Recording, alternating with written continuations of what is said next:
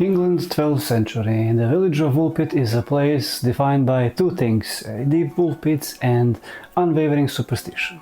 Life here is simple, grey and predictable.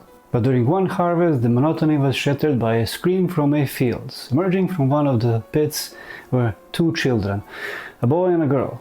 They weren't just lost, they weren't just frightened. Their skin was the color of a fresh leaf. Their clothes were made of shimmering, unknown fabric. And when they spoke, the language came out sounded like tongue no one ever heard on earth. They refused all food, they wept inconsolably. It was as if they had been dropped into a world from another dimension. Today we unravel the mystery of Green Children of Woolpit, the story that sits at the intersection of folklore, medicine and truly extraterrestrial. When the girl finally learned enough English to communicate, the villagers of Woolpit had one question: where did you come from?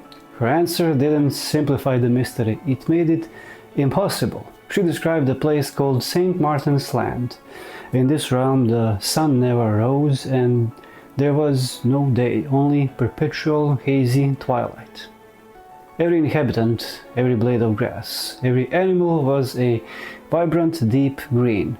But here is the detail that keeps historians and theorists up at night. She claimed that from her world you could see another luminous land across the great river, a world that was bright, golden and distant.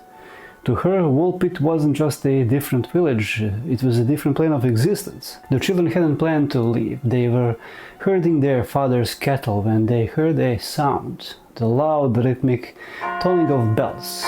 Following the sound, they entered a cavern, wandering through the darkness until they were suddenly struck by a light so blinding it felt like a physical blow. The light was the English sun. They were found collapsed at the mouth of a wolf pit, their eyes burning, their lungs gasping in the thick oxygen-heavy air of our world. To the children, we were the aliens.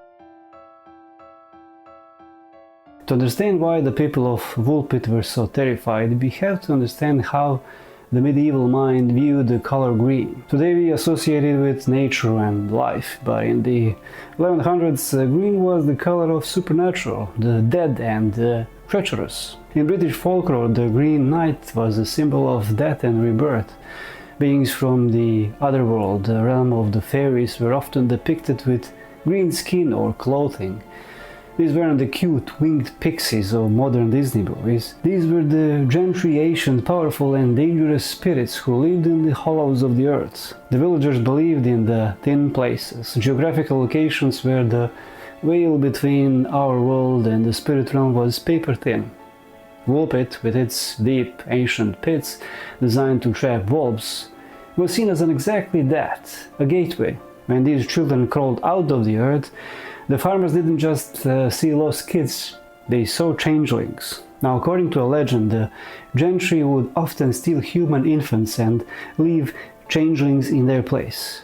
These creatures looked human, but were fundamentally off. The fact that green children refused to eat anything but raw beans, food traditionally associated with the dead in Roman and medieval cultures, was the ultimate proof for the villagers.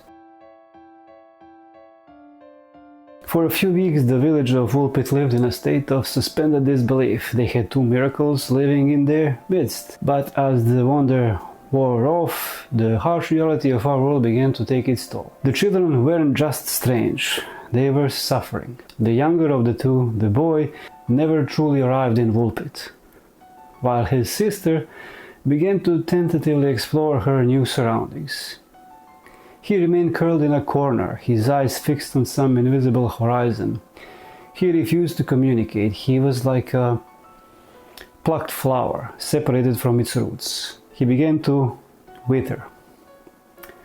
Despite the villagers' best efforts to feed him, the boy sank into a deep clinical depression that 12th century had no name for. He eventually succumbed to a mysterious illness and was buried in a consecrated ground at the churchyard.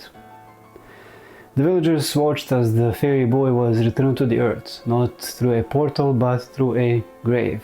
If they truly came from a world of perpetual twilight and soft sounds, our 12th century world would be a nightmare.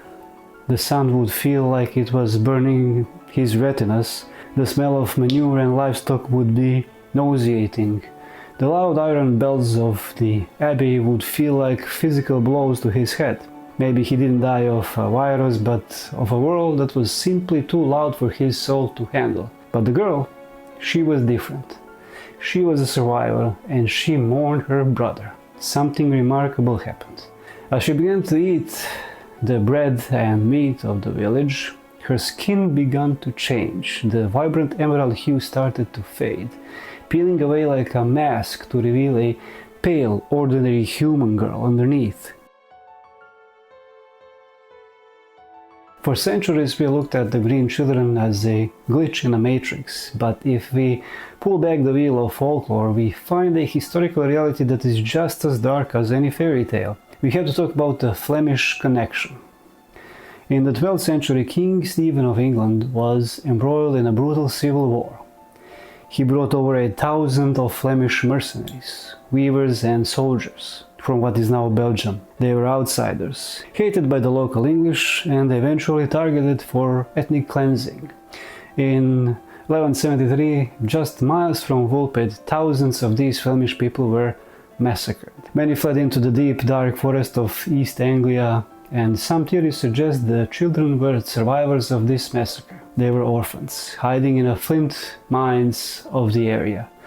Subterranean tunnels that would perfectly match their description of a dark, twilight world with no sun. This explains the alien language, it was just Flemish dialect. It explains the twilight, it doesn't explain the color. There is a condition once called chlorosis, or the green sickness. It is a severe form of iron deficiency, anemia. When the body is starving and deprived of sunlight, the skin can actually take on a distinct greenish yellow tint. The children weren't green because they were fairies.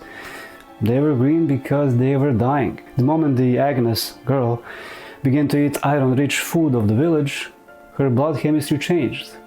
The magic mask faded because she was finally being fed. That is the most logical explanation and the one that covers up everything from their origin to their disease. But there is a darker theory. Some historians point to a local nobleman, the children's uncle. He was their legal guardian, and if the children died, he would inherit their vast estate. There are whispers that he began to slowly poison them with arsenic. Arsenic poisoning can lead to a condition called arseniacal melanosis, which causes the skin to darken or discolor significantly.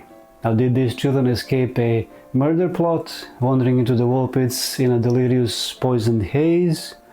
Was the Green Land just a fevered dream of a dying child? Agnes eventually married a senior ambassador for King Henry II. She lived a long, normal life, but the mystery remains. If she was just a Flemish orphan, why did she never admit it? Why, even on her deathbed, did she talk about the Twilight Land and the cattle she herded in the dark? Maybe the trauma of the massacre wiped her memory, or maybe, just maybe, the wolf pit was a door that only opens once.